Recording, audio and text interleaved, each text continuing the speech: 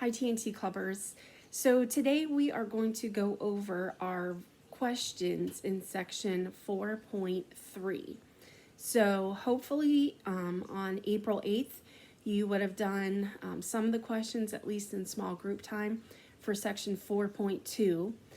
So you do still need to say 4.2, but today we're going to go over the questions for 4.3 to hopefully help you better understand the verse and also just to help you a little bit with getting these sections done.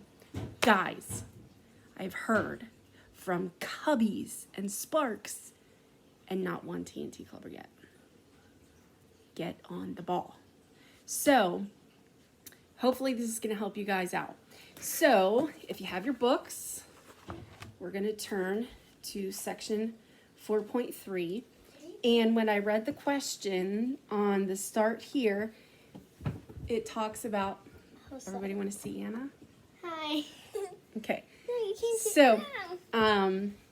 we are talking tonight about peace, which is totally awesome because right now our world is desperate for peace because there's a lot of chaos and craziness going on. So the Lord knew what he was doing when we had this verse.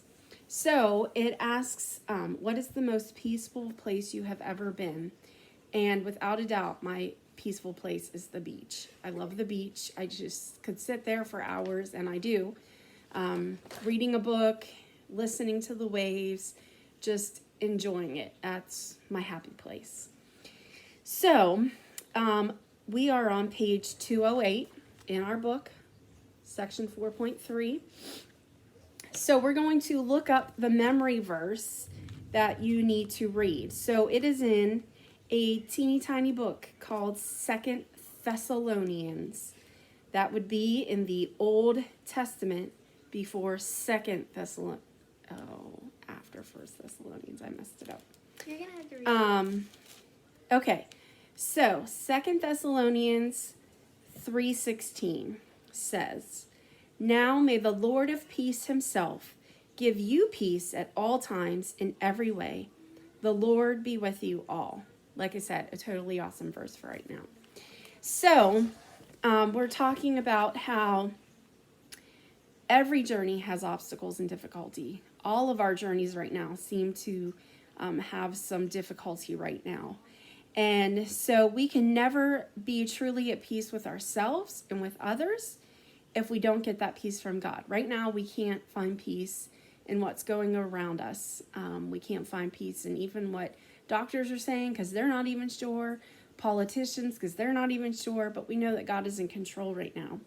So, in your memory verse, God is called the Lord of what?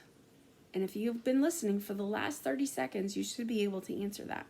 So, the correct answer is peace. So, since God is the God of peace and loves us, he wants us to have his peace.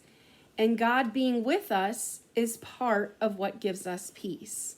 So we're going to look up and read Philippians 4, 6, and 7. Another little book full of wonderfulness in the New Testament. Galatians, Ephesians, Philippians. We are in chapter 4. Verses 6 and 7. And like seriously, this is one of my life verses. "Do not be anxious about anything, but in everything, by prayer and supplication, with thanksgiving, let your requests be made known to God. And the peace of God, which surpasses all understanding, will guard your hearts and your minds in Christ Jesus." So, verse 6 says we should not be anxious about anything. Literally nothing. Anything. So what is something that you worry about? There's a lot of things right now. There's a lot of things in general in life. Maybe it's you're worrying about what's going to happen with school. Maybe you're worried about, I don't know, fill in the blank there. Okay.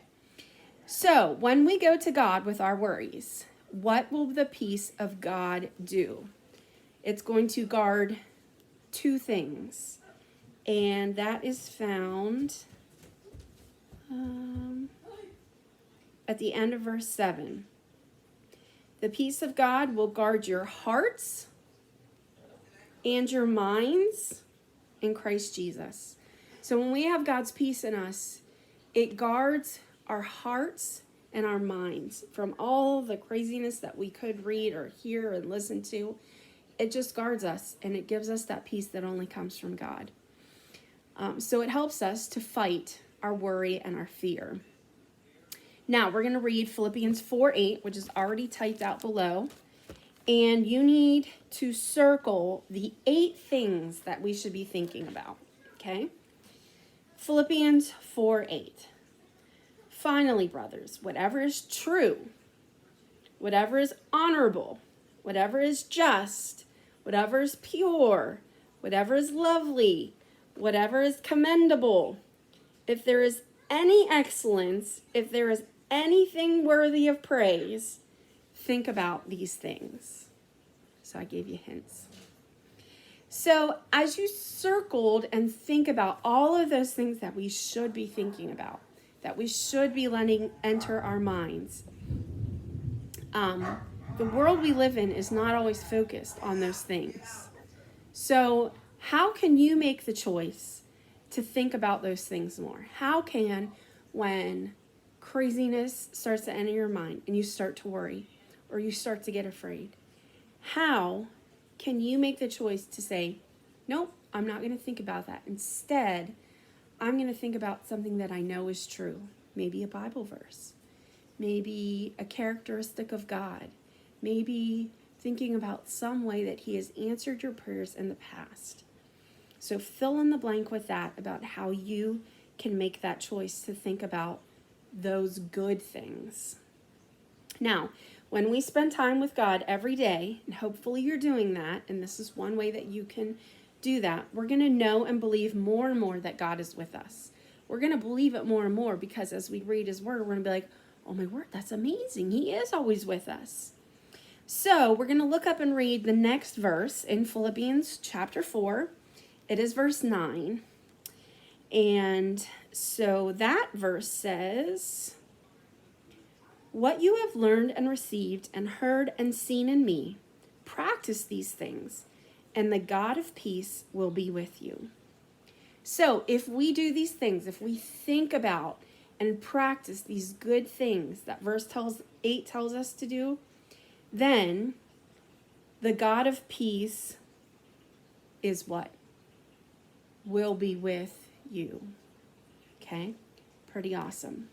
So, it doesn't mean it's going to be perfect. I wish so much that it would mean that, poof, all of this craziness would go away and we could kind of go back to normalcy and we could be together at Awana. But that's not how it's going to happen. We need to trust that God knows what he's doing and that every step of the day we can take and remember that he is true, that he keeps his promises, that he is with us, and that when we dwell on him and what he wants us to dwell on, that our minds and our hearts are going to be guarded with his peace, that nothing else can give us except for him. So, if you flip over to the next page, if you want to do silver extra credit, awesome, do it. So you're going to need to memorize this verse, 2 Thessalonians 3, and do your review. Also, hopefully you've already learned section 4.2. So now, T&T Clubbers, whom I have not heard from, you need to have your parents take a video, text it to me. I sent them an email with my number. Email it to nabcawana@gmail.com or Facebook message me personally or our Facebook page, North Anvil Bible Church Awana. Okay? Do it, guys. Who's going to be first? Show me. All right. Have a great night, and I will probably be posting the next section in a couple of minutes, so.